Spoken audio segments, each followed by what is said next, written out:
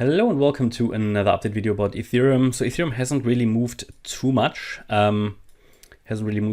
today. So we are still in the situation that we are, well, you could say in a consolidation before possibly another breakout. This is not entirely clear yet, but there are clear breakout levels and support levels that are of relevance. Still here, the chance that this is a wave A to the downside, a wave B to the upside here, and we're coming down in a C wave now. In any case, yeah, to maintain the possibility here of a fifth wave, of the fifth wave, of the first wave, which means, you know, we're basically in that sort of the last leg to the upside of this larger first wave, yeah. We need to hold the $1,600 level. Why is that so relevant? Because if I draw the Fibs, the Fibonacci retracements from the wave 2 to the wave 3 and look at the retracements, you can see the 50% Fibonacci retracement level, or the 50% retracement, is the $1,600 level, and that is so relevant because a drop below that would indicate that we are not in a wave 4 anymore. At the moment, I'm still looking at one more leg up. It would be ideal. Yeah, we're always looking for the ideal wave patterns, but always understand that this is not guaranteed. There are never certainties, only probabilities in these markets. But at the moment, this move here, yeah, I mean, we are rolling over a bit, but it's not really an impulsive move down. So this could all still be part of the wave 4. Another possibility, because this doesn't really look impulsive to the downside, we could be putting in a triangle. Yeah, this is actually not too unlikely. It often happens in a fourth wave. It's too early to confirm it because we really only have one leg up, one up. So one down, one up, one down. And triangles can change in size and everything. But if this was a triangle, we would be looking here at a wave A to the downside, a B up, a C down, a D up, and an E down. Yeah, so this is certainly what could be playing out here. And then you would break out to the upside. Those triangles, they always break out to the opposite side of the wave E, provided the wave count is correct, yeah. But you would want the triangle to break out to the opposite side of the wave E.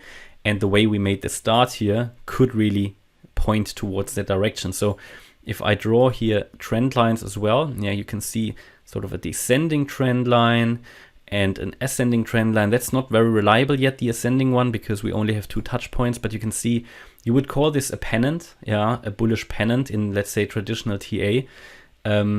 If we want to put in a triangle, then yeah, this could have been the wave A, this the B, now coming down in C. There would be a wave D to the upside, not necessarily constrained by the trend lines. The trend lines can be used as additional level of, let's say, confluence and as indicators. But really, if you have an Elliott wave, A, B, C, D, E triangle, let me put it on the chart again, then all the wave D, yeah, is not allowed to do. So the wave D must not get above the wave B high. So the wave D should stay below 1665. And then before we reach it, should come down. And if it does that, then the wave E should stay above the wave C low. So above 1623.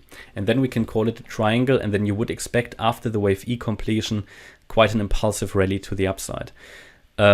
So in summary, as long as we hold 1600 in general, yeah, because this is the 50% Fibonacci level, below that a wave 4 gets unlikely. As long as we hold that level, a move up is likely. This could either happen in an ABC scenario, in which we might be, or an ABCDE triangle, which is, I think, even the preferred option, but it's too early to confirm it really. But it's the preferred option because this, the way this looks from a structural point of view, looks like we could be seeing a triangle here. You already have the triangle trend lines here from, let's say, traditional TA. They can also be used in terms of, you know, getting some ideas of when a breakout occurs. But the point is, as soon as you get above the wave B high, this is normally when you confirm a triangle is broken. That would be at 1665, and then we can reach the area of 1740 plus. Yeah, 1740 is sort of the minimum expectation here for the move to the upside. I think that would be ideal. Yeah. And yeah, you know, this is sort of where we are. So upside potential is certainly still there. If we go below 1600, then we expect to go lower, obviously. Yeah. And then we have another chance to rally from this yellow area. Should we also lose this, then we have to say that we already had a larger top in place here in the wave 1. from yesterday, yeah, and that we're already in the wave 2. And then there will be another chance to buy back in wave 2. That's at least what I will use. So interesting development here. Again, Ethereum, one of the best charts at the moment out there, one of the most reliable ones, one where the scenario has worked out really nicely, and one where I don't think we are going to see the June lows again. Of course, nothing is guaranteed in these markets, but it's all about probabilities. And yeah, so this is looking good. One more thing, should we come down now again? Yeah, should we come down now and not move up? We have only 3 waves to the upside, so we have probably an A, B, C in place here. And that could either mean we are in this wave 2 or that this wave 4 is not finished yet. So it's just something to keep an eye on. So if we break down now without putting a new high in place, we can either find support here above 1460, then we can still see wave 5 to complete higher, or we come all the way down to wave 2 and would rally then. So again, both are bullish possibilities, yeah. Here, very clearly, I do not expect to see the June lows again. So this chart is in a bullish mode at the moment, and the bulls are in full control here at the moment. And, you know, again, there are different ways of getting there. Either we come down, move up then, or we go down in the wave 2 area and come down then, can come up then. Yeah, or we make one more leg up. And that all depends on which support levels are holding now. Yeah, and I gave you all the key support levels in this video. Okay, that's my update about Ethereum. I hope you liked the update. If you did, please hit the like button, leave a comment and subscribe. And if you really like the content, then please check out the channel membership. Thanks a lot for watching. Bye-bye.